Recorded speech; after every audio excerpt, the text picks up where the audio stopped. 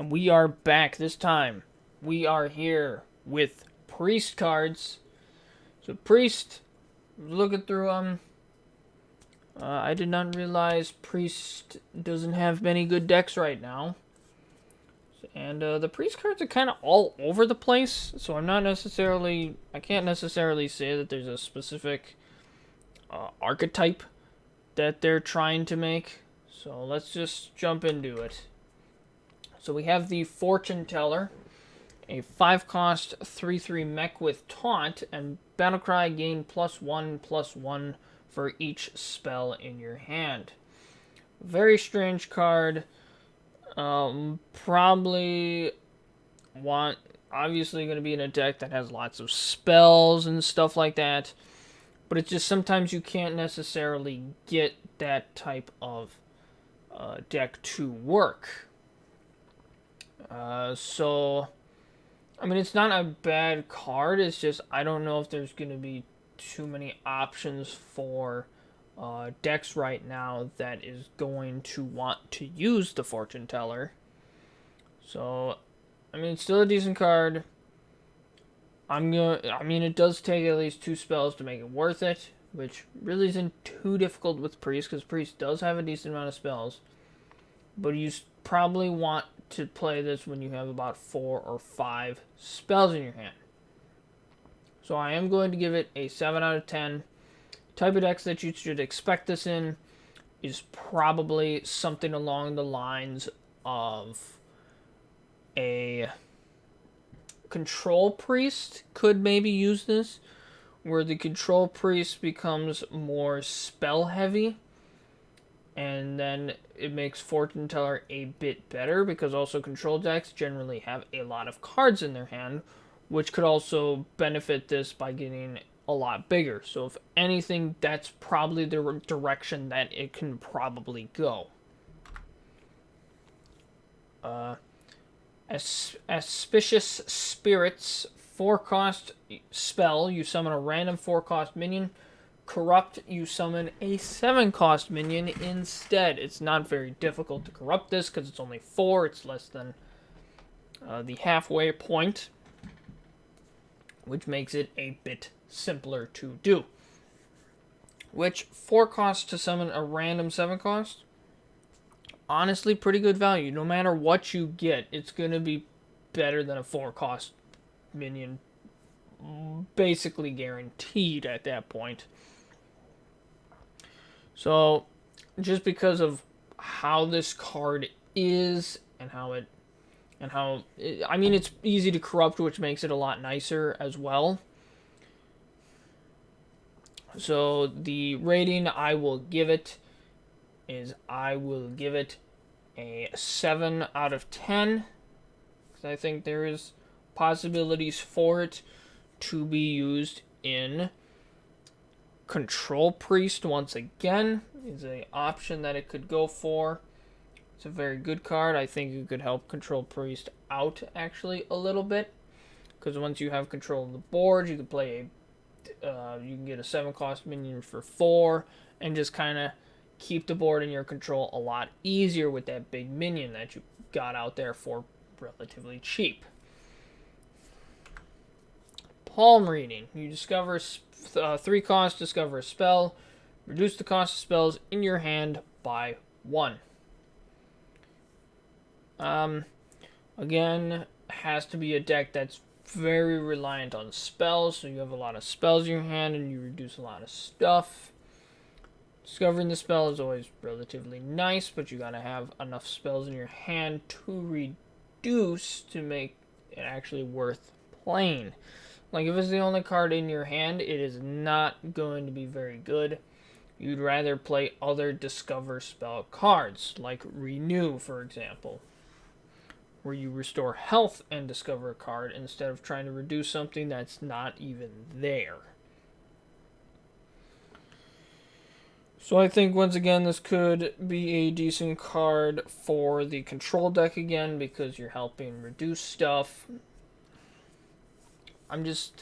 I'd say it's good for combo, but I just haven't been seeing too many combo stuff. Like in the current meta I was looking at, there is no combo cards or combo decks like even up there, like in contention at all. So I mean, there is possibilities that this could make it in contention, but maybe not. So I am actually going to end up giving this a 6 out of 10. Let's go with, because I think that's a bit more fair. Because it's good, but it's not a 7 out of 10 worthy. Like it's kind of above average, kind of in the right scenario. It is above average. Fairground Fool, 3 cost, 4/3 with taunt.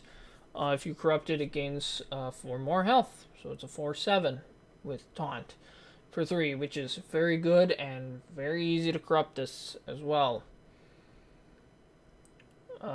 Probably you could put this in a few different kinds of priest decks, because it's just good.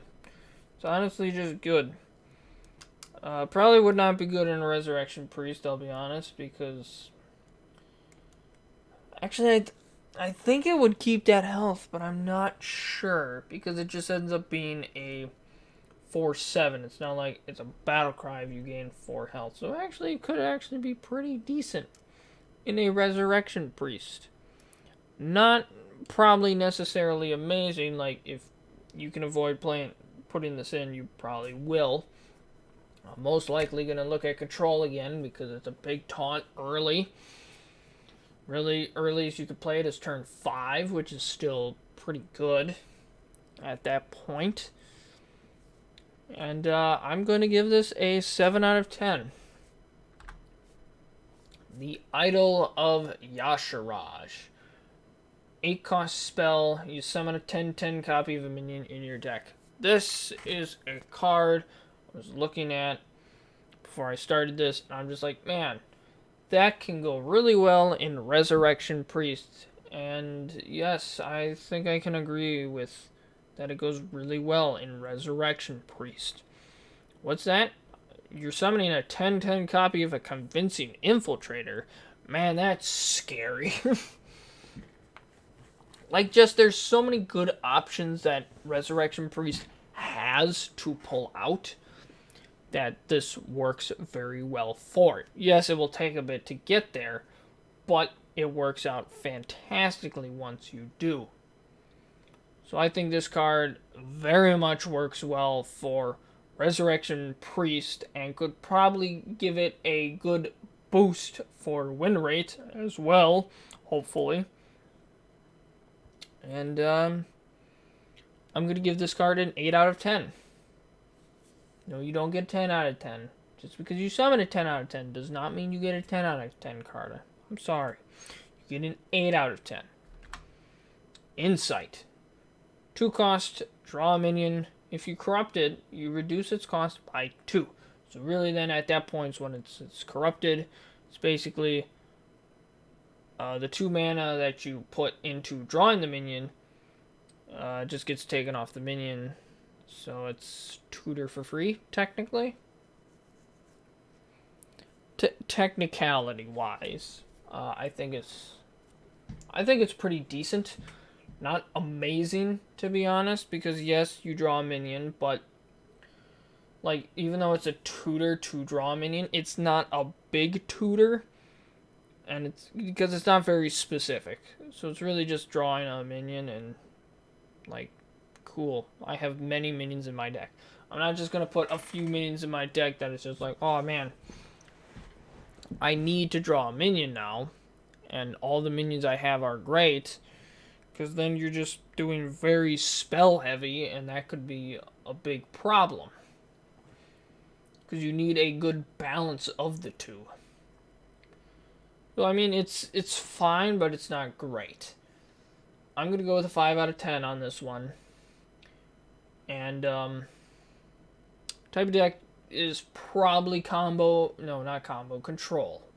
Probably just control, but probably not. You might not even see it in there. Control is really the only direction that I could see it going, sadly. Nazmani Bloodweaver. 3 cost, 2/5. After you cast a spell, you reduce the cost of a random card in your hand by 1. Once again, could maybe set up for, because it does reducing cost, it could set up some kind of combo, or it can help out control, because it's making stuff cheaper and easier to control the board.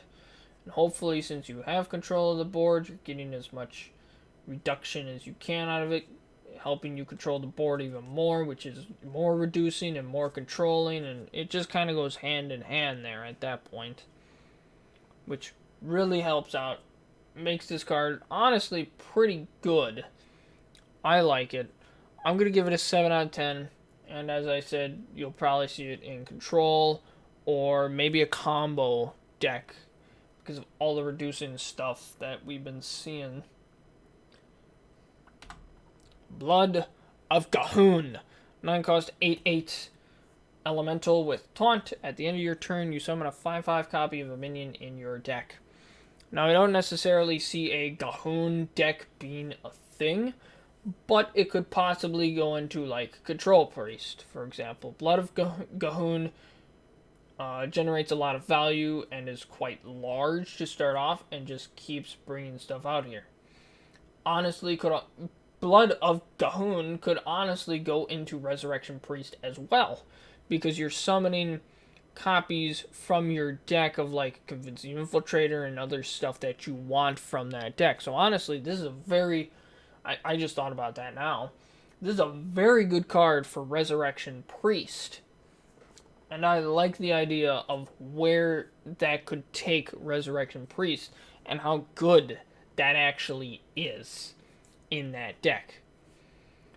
So, I'm going to give this an 8 out of 10. And you'll most likely see it in Resurrection Priest. You might also see it in Control as well because of the sheer amount of value that it also creates. It could be in either one. Also, we have Cocoon the Blood God. 8 cost, 8/8 legendary. Battlecry, you draw 2 cards. They cost health instead of mana. Also could be... I think this is a very good effect that it has. It's much better than Warlock doing it, because Warlock has cards that are similar to this that it costs health instead of mana. Priest, I think, is better for it because they can heal it back easier. So honestly, this one's a little iffy if you would put this in Resurrection Priest or not.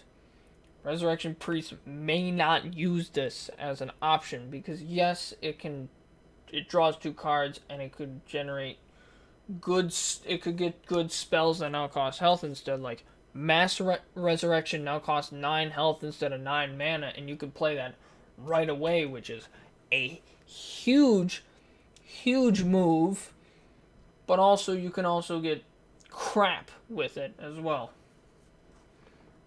So it's a little weird. Because generally Resurrection Priest is going long game, and drawing cards and hurting yourself is kind of hurting that long game.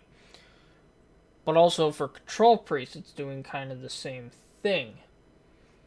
But I think it could work better in Control Priest, because Control Priest has more options to heal that back than Resurrection Priest would.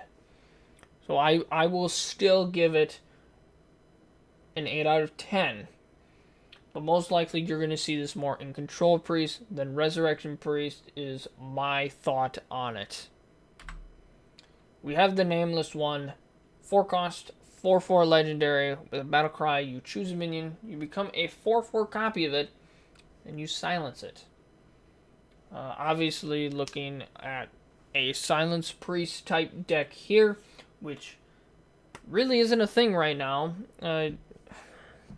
I think it was before Scalaman's Academy that it was a thing for a little bit, because it had the Soul, had a bunch of good options to silence stuff. Nameless one is maybe something that works with it, but isn't going to be enough to push it over the edge to come back into contention. Obviously, still not a bad card, though, but it just doesn't work right now. So I'll give it a 7 out of 10. For type of decks, you probably won't see it around unless somehow this one card or like a few cards is enough to bring Silence Priest back, but I don't think it's going to be. So you'll just kind of see this pretty card in your collection and be like, well, that's a nice picture, and then that's about all you're gonna get out of it. That is gonna be it for the priest cards. Next time we talk about one of my favorite classes that when I started playing this was literally my favorite class was the Druid class. So I'll see you next time. This has been Winks, and Druid cards are on the way.